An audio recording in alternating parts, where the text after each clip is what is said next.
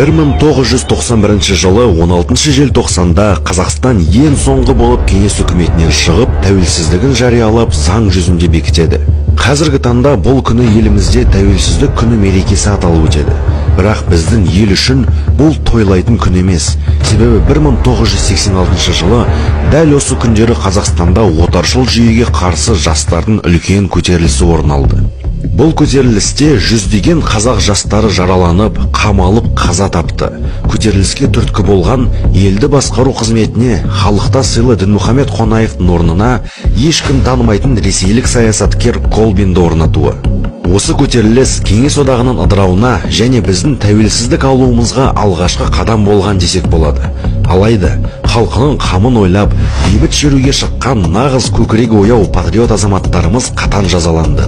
Үкіметтің сақшылары жастарды ұрып соғып, шешіндіріп